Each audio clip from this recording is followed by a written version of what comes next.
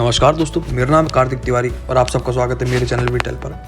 आज मैं आपको एक ऐसी अचंभित कर देने वाली घटना बताने जा रहा हूँ जिसको सुनकर आप काफ़ी हैरान हो जाएंगे। स्टेफनी नाम की एक महिला जिसने भरी जवानी में ही अपने दोनों चेस्ट या ब्रेस्ट कटवा दी। आप कारण सुन के आप भी हैरान हो जाएंगे कि उसने ऐसा ठोस कदम क्यों उठाया। भारत समेत पूरी दुनिया में ब्रेस्ट कैंसर के मामले पिछले कुछ समय से बहुत ही तेज़ी से बढ़ रहे हैं। ये बाकी कैंसर की तरह ही बहुत ही भयानक होता है।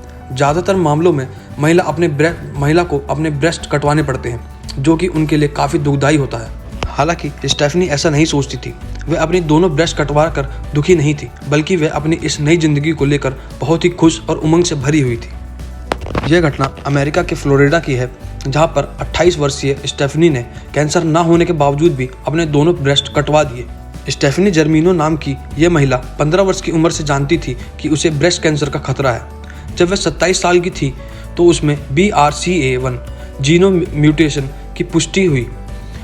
उनकी 77 साल की नानी टेरेसा और 53 साल की माँ गैब्रिला भी BRCA1 की पॉजिटिव थी। आपको बता दें कि BRCA1 जीन में एक तरह का म्यूटेशन पैदा कर देता है, यानी कि एक तरह का परिवर्तन ला देता है, जिससे कि ब्रेस्ट कैंसर का खतरा बढ़ जाता है। सभी महिलाओं में BRCA1 या BRCA2 जीन होते हैं, लेकिन जिन महिलाओं में जीन्स में म्यूटेशन यानी कि परिवर्तन होता है, उनमें ब्रेस्ट कैंसर का खतरा हो जाता है।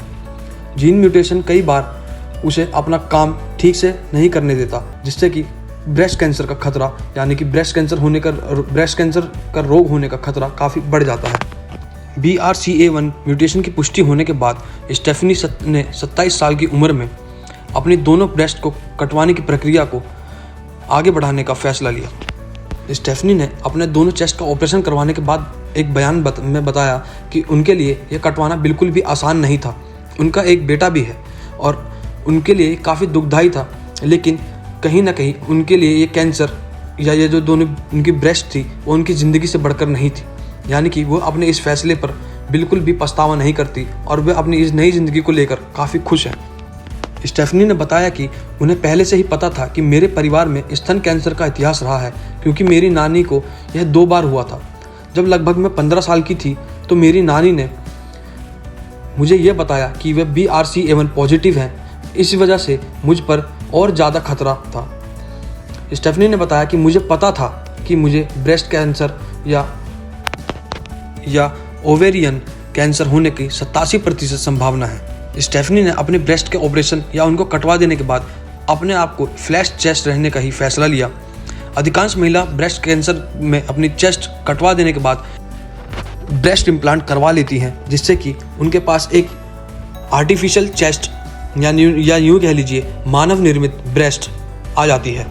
स्टेफनी ने अपने एक बयान में यह बताया कि उन्होंने ब्रेस्ट इम्प्लांट के पर काफ़ी विचार करने के बाद यह फैसला लिया कि वह फ्लैट चेस्ट रहना पसंद करेंगी, क्योंकि उनका मानना यह था कि उनके चेस्ट ने उनके बेटे को दूध पिलाकर अपना मकसद पूरा कर लिया है और अब उनकी ज़िंदगी में उनकी चेस्ट का कोई अर्थ नहीं या कोई और कार्य नहीं। स्टेफनी ब्रेस्ट को औरत होने की पहचान नहीं मानती थी। स्टेफनी ने कहा कि वो ब्रेस्ट को औरत होने की पहचान के रूप में देखती ही नहीं थी, इसलिए जब उन्होंने ब्रेस्ट कटवाने का फैसला लिया तो उनके लिए यह फैसला काफ़ी आसान था। और स्टेफनी ने महिलाओं से यह आग्रह भी किया कि वे अपने ब्रेस्ट कटवाने के बाद ब्रेस्ट इम्प्लांट का दबाव बिल्कुल भी महसूस ना करें।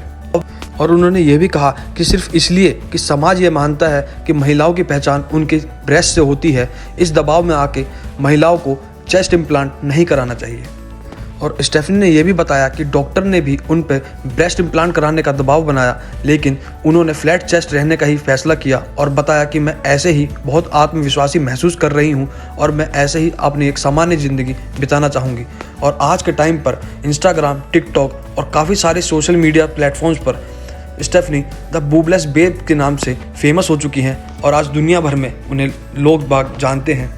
उन्होंने ये कहा कि मैं उम्मीद करती हूँ कि मेरी इस जर्नी से प्रभावित होकर काफ़ी सारी महिलाएं जो कि ब्रेस्ट कैंसर से पीड़ित होकर अपने चेस्ट को कटवा चुकी हैं, वह कुछ प्रेरणा लेंगी और ये चेस्ट इम्प्लांट के चक्करों में ना फंसकर या उनसे प्रेरणा लेकर इस चेस्ट इम्प्लांट को नहीं कराएंगे। स्टेफनी की कहानी से दोस्तों हमने ये सीखा कि किस प्रकार समाज द्वारा बनाए गए कुछ पैमानों और कुछ पॉइंट ऑफ व्यू के से हटकर स्टेफनी ने अपने विचारधारा को आगे रखा और चेस्ट इम्प्लांट ना कराते हुए, फ्लैट चेस्ट रहते हुए भी किस प्रकार उन्होंने पूरी दुनिया में अपना एक नाम कमाया और महिलाओं के लिए एक प्रेरणा के रूप में स्थापित हुई। धन्यवाद।